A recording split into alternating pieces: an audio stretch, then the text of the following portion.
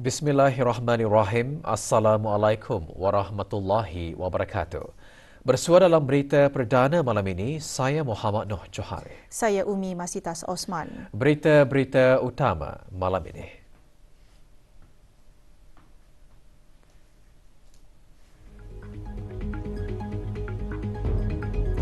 Duli Yang Teramat Mulia Paduka Seri Pengiran Muda Abdul Malik berkenan berangkat ke majlis bertahlil.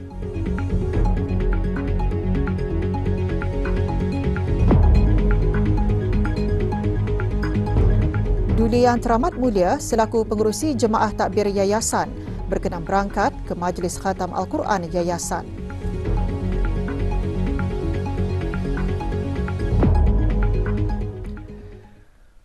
Duli Yang Teramat Mulia Paduka Seri Pengiran Muda Abdul Malik Ibni Kebawah Duli Yang Maha Mulia Paduka Seri Baginda Sultan Haji Hassan Al-Bolkiah Muizzadin Wad Daulah, pengerusi Jemaah Takbir Yayasan Sultan Haji Hassan Al-Bolkiah pagi tadi berkenan berangkat menghadiri majlis bertahlil bagi almarhum Sultan Haji Omar Ali Saifuddin Saadul Karewaddin, almarhumah Duli Raja Isteri Pengira Anak Damit dan almarhum Duli Yang Teramat Mulia Paduka Seri Pengiran Muda Haji Abdul Azim. Majlis anjuran Yayasan Sultan Haji Hassan Al-Bolkiah diadakan di Kubah Makam Diraja. Keberangkatan Duli Yang Teramat Mulia dijunjung oleh Yang Berhormat Pihin Udana Khatib Datuk Paduka Seri Setia Ustaz Haji Awang Badarudin bin Pengarah Datuk Paduka Haji Awang Osman, Menteri Hal Ehwal Agama selaku Ahli Jemaah Takbir Yayasan. Yang Berhormat Datuk Seri Setia Awang Haji Irwan bin Pihin Datuk Pekermajaya Haji Muhammad Yusof, Menteri Hal Ehwal Luar Negeri kedua selaku Ahli Jemaah Takbir Yayasan. Yang Berhormat Pihin Datu Lala Raja Major Jeneral Bersara Datuk Paduka Seri Haji Awang Halbi bin Haji Muhammad Yusof, Menteri di Jabatan Perdana Menteri dan Menteri Pertahanan kedua selaku pengerusi Lembaga Pengarah Yayasan, dan Yang Berhormat Datuk Seri Setia Dr. Awang Haji Muhammad Isham bin Haji Jaafar, Menteri Kesihatan selaku Timbalan Pengerusi Lembaga Pengarah Yayasan. Bacaan surah Yasin, tahlil dan doa arwah dipimpin oleh Yang Berhormat Pihin Orang Kaya Paduka Seri Utama Datuk Paduka Seri Setia Haji Awang Salim bin Haji Besar. Allahumma salli ala Sayyidina Muhammad wa ala alihi wa sahbihi.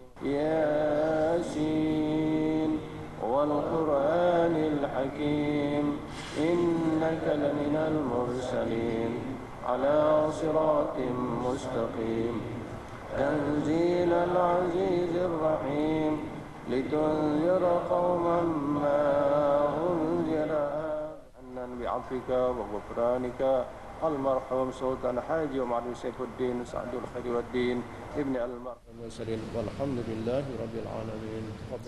Duli Yang Teramat Mulia kemudian menjirus aing asah-asahan ke atas makam almarhum Sultan Haji Omar Ali Saifuddin Saadul Karewaddin, almarhumah Duli Raja Isteri Pengiran Anak Damit dan almarhum Duli Yang Teramat Mulia Paduka Seri Pengiran Muda Haji Abdul Azim. Majlis ini merupakan salah satu aktiviti tahunan yayasan dalam bulan Ramadan.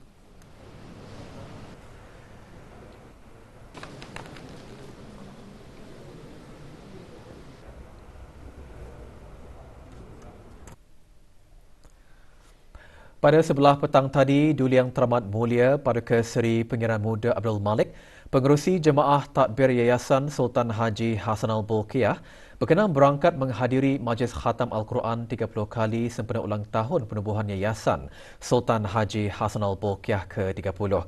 Majlis diadakan di Dewan An-Naura, Kompleks Bangunan Yayasan Sultan Haji Hassan Al-Bolkiah di Ibu Negara. Keberangkatan Duli Yang Teramat Mulia dijunjung oleh Menteri Hal Ehwal Agama selaku Ahli Jemaah Takbir Yayasan, Menteri Hal Ehwal Luar Negeri kedua selaku Ahli Jemaah Takbir Yayasan, Menteri di Jabatan Perdana Menteri dan Menteri Pertahanan kedua selaku pengerusi Lembaga Pengarah Yayasan, dan Menteri Kesihatan selaku Timbalan Pengerusi Lembaga Pengarah Yayasan, dan Dr. Nur Imtihan binti Haji Abdul Razak, Setiausaha Tetap Perancangan Guna Tanah dan Alam Sekitar di Kementerian Pembangunan selaku pemangku pengarah urusan yayasan.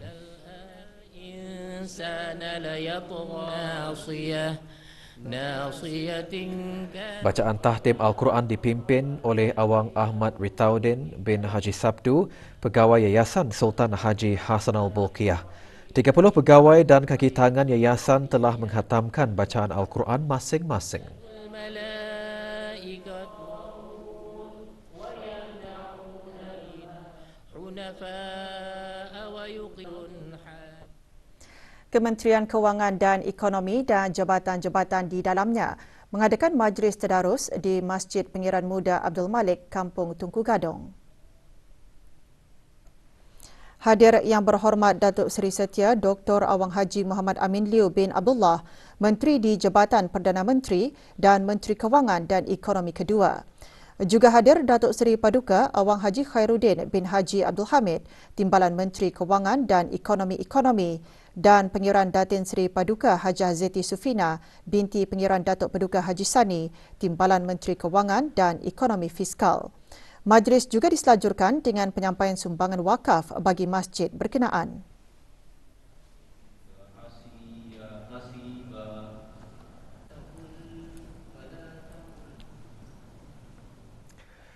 Sistem pemantauan radar cuaca Doppler Brunei Darussalam bertujuan memperkukuhkan lagi sistem pemantauan cuaca negara. Perincian mengenai bahan beritanya selepas ini.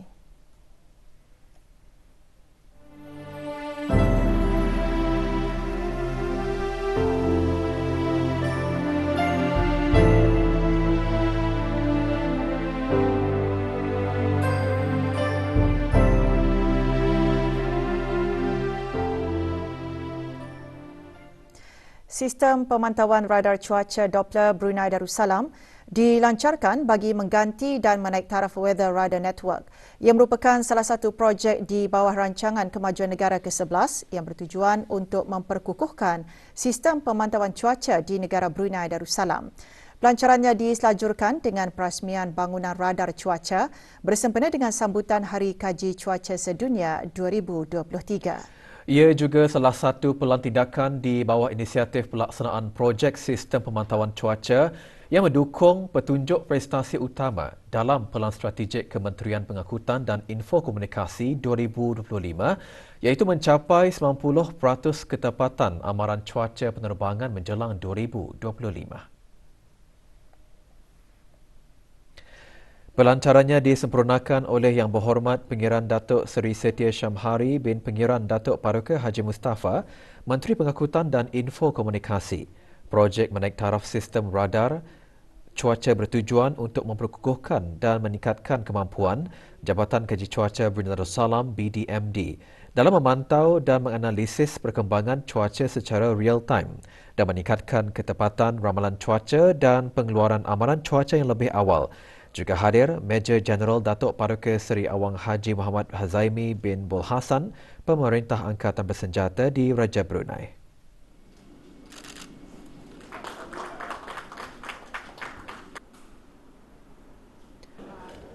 Pameran mini yang memaparkan maklumat mengenai pelaksanaan sistem Doppler Weather Surveillance Radar dan aplikasi bimbit Brunei WX yang dinaik taraf juga diadakan.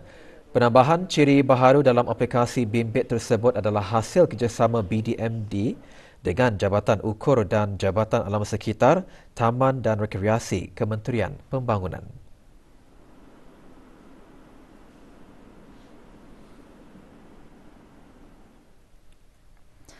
Projek pembinaan bangunan radar cuaca di sebuah tapak baru di Kampung Melabau, Mukim Kianggih, daerah Brunei dan Muara untuk mendapatkan sistem pemantauan radar cuaca yang baru.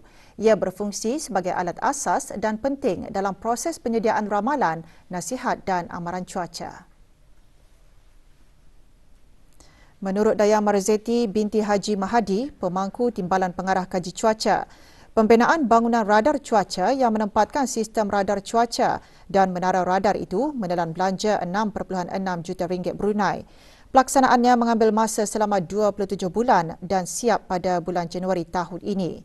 Sistem radar cuaca menggunakan data dan imej radar yang menunjukkan lokasi, pergerakan intensiti dan evolusi keadaan cuaca secara real time dan berterusan.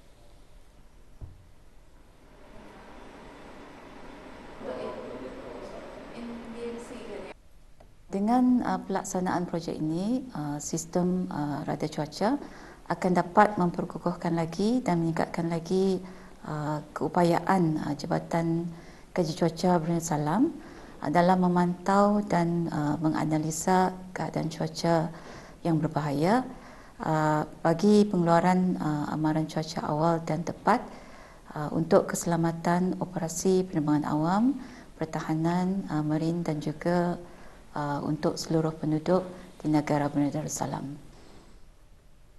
Masjid Kampung Sungai Teraban, daerah Belait petang kemarin mengadakan majlis tahlil dan penyampaian sumbangan kepada anak-anak yatim dan golongan yang kurang berkemampuan. Majlis merupakan anjuran ahli jawatan kuasa takmir masjid berkenaan. Hadir ahli-ahli majlis mesyuarat negara yang juga menyampaikan sumbangan kepada 5 orang anak yatim dan 10 orang yang kurang berkemampuan. Majlis juga diisikan dengan tazkirah.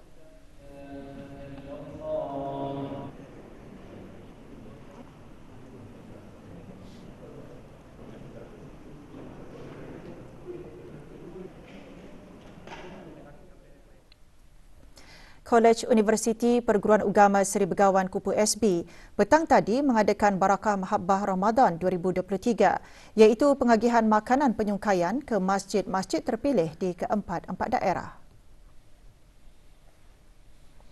Penyerahan penyungkaian bagi Masjid Muhammad Bolkiah daerah Brunei dan Muara disempurnakan oleh Dr. Haji Adnan bin Haji Basar, Rais Kupu SB kepada rombongan Kupu SB.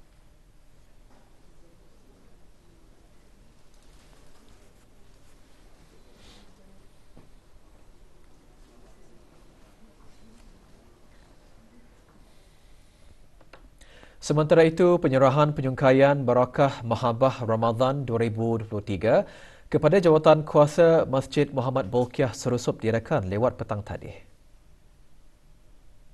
Penyerahan makanan sungkai disempurnakan oleh para wakil Kolej Universiti Perguruan Agama Seri Begawan Kupu SB untuk diedarkan kepada jemaah masjid. Penyerahan juga diadakan di Masjid Rancangan Perumahan Negara Kampung Pandan, daerah Belait, Masjid Hasanal Bolkiah Pekan Tutong, daerah Tutong dan Masjid Utama Muhammad Saleh Pekan Bangar, daerah Temburong.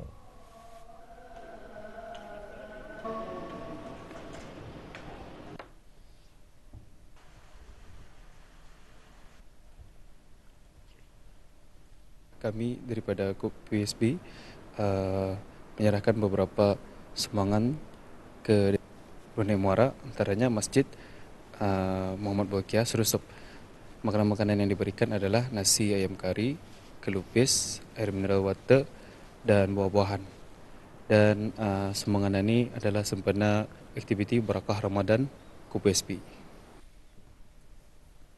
Kebanyakan usahawan muda tempatan melibatkan diri dalam perdagangan runcit diikuti dengan perdagangan borong. Berdasarkan statistik daripada bahagian pendaftaran syarikat dan nama perniagaan ROCBN, lebih 20,000 belia menceburi bidang keusahawanan, sama ada sebagai pemilik perniagaan persendirian atau sebagai rakan kongsi. Walau bagaimanapun, jumlah sebenar para belia yang menjalankan perniagaan secara amnya mungkin lebih tinggi berbanding perangkaan tersebut. Kru RTB meninjau sebahagian perniagaan yang dijalankan oleh para belia di negara ini.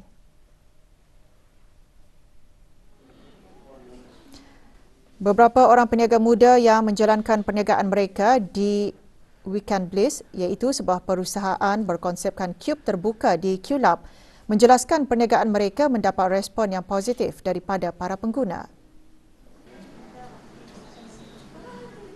Bisnes ini bermulanya dari menjual tudung ketika waktu COVID, di mana banyak online dan kami hanya menggunakan runner, dan juga kami just started untuk menjual galang pada tahun lepas, di mana juga mendapat positif review, dan juga kami juga menyertai booths untuk mengekspos lagi kami punya bisnes ini. Mostlynya anda semua sekali, ada social media pun ada jual, which is Instagram and also TikTok. And then for mulut ke mulut, anda macam beritahu orang lah. Alhamdulillah, banyaklah yang macam orang bagi support, and also banyak pembeli jom membeli, either dari kedai dan juga online. especially in the fashion business, there's a lot of competition, there's a lot of people selling the same exact things, but how we deal with it is during Natiri, we created our own voice, we created our own personality, so we created a brand personality. Ketiga-tiga pengusaha belia ini turut mengongsikan nasihat bagi mereka yang ingin menceburkan diri dalam bidang perniagaan.